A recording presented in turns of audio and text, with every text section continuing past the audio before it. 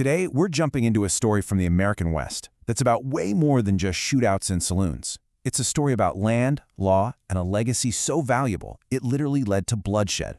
And at the heart of it all is one man, Bartolome Baca. And let's get his name right. It's Bartolome Baca. His story starts long before the guns were drawn, but it's that violence that really shows you just how high the stakes were. Just picture the scene. It's 1883.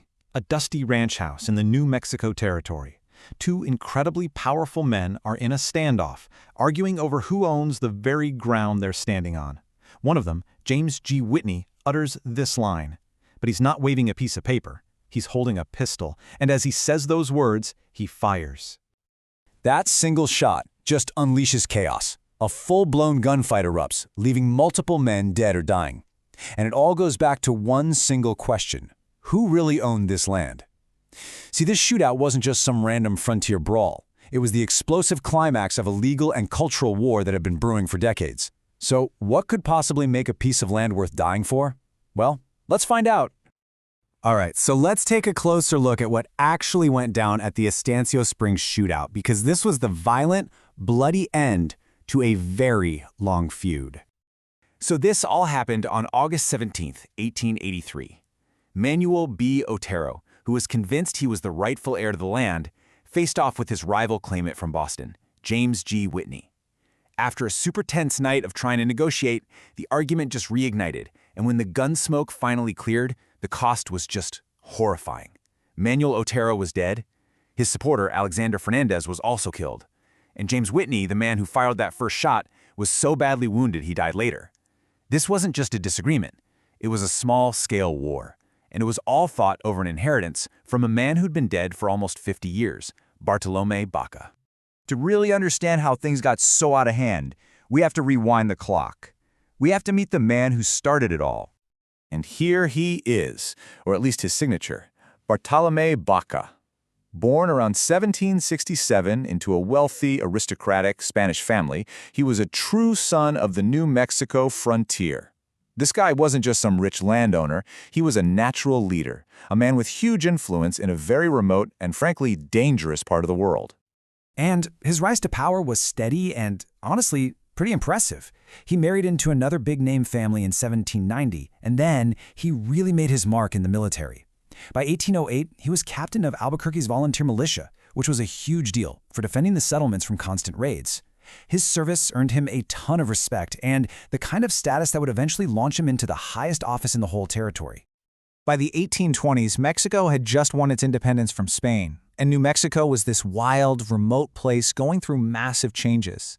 It needed a strong hand at the wheel, and Bartolome Baca was the man for the job. From 1823 to 1825, Baca's power was just immense. He wasn't just the jefe político, the political governor, he was also the jefe militar, the military commander. Think about that. He held all the cards. He was making the political decisions and commanding the entire army for the territory.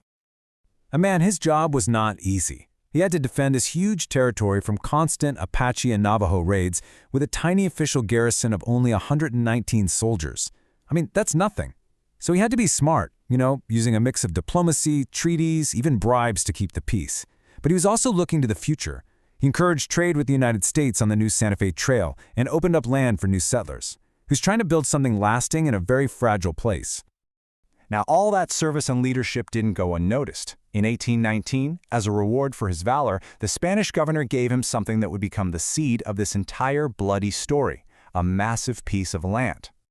Just try to get your head around that number for a second. Over 1.2 million acres. That's bigger than the entire state of Delaware. This wasn't just a ranch, you guys. It was a personal kingdom made of grass, a huge private domain right in the Estancia Valley.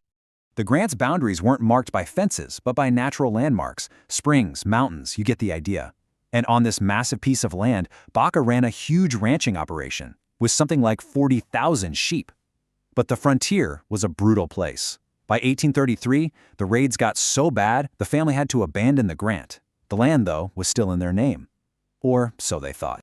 So, after Bartolome Baca dies in 1834, what should have been a simple inheritance turns into an absolute legal nightmare. This abandoned land was just too tempting of a prize, and with all the political changes happening, it was a perfect storm for confusion and conflict. And you can see right here how this whole thing was just a train wreck waiting to happen. In 1845, the Mexican government issues a conflicting land grant to another guy, Antonio Sandoval, right on top of Baca's land. Fast forward a few decades. The Otero family buys the original Baca claim. But then this rich investor from Boston, Joel P. Whitney, buys the conflicting Sandoval claim. So by 1883, you have two different parties on the same land, and both of them are absolutely convinced they are the rightful owners. The situation was about to explode. But this wasn't just about greed. At the very heart of this thing was a fundamental clash of cultures, of legal systems. Under Spanish and Mexican law, land wasn't always a simple commodity you bought and sold. It was often tied to community rights, to relationships, to who was actually using it. The U.S. system that came in after 1846 was totally different. It was rigid. It was all about deeds, perfect surveys, and cold, hard cash.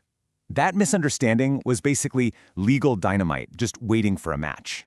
So here's how that dynamite got lit. First, you have these two conflicting claims. Then the U.S. courts are totally stumped, trying to make sense of these old Spanish documents, especially since a key signature was missing from Baca's original grant papers.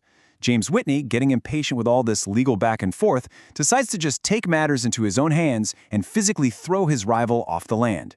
And that direct confrontation is what led straight to the gunfight.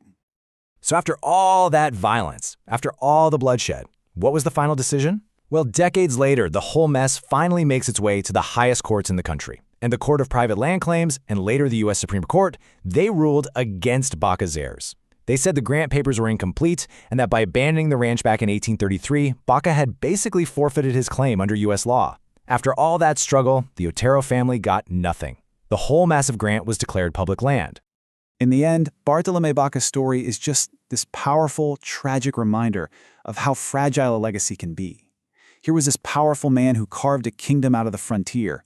But when the flags changed and the laws changed, his empire, that million-plus acres of land that people were willing to kill and die for, was completely erased. Not by raiders, but by the stroke of a judge's pen. We were able to share this incredible story thanks to the fantastic work of the historians and authors you see listed here. Thank you so much for joining us to explore the complicated and ultimately tragic legacy of Bartolome Baca.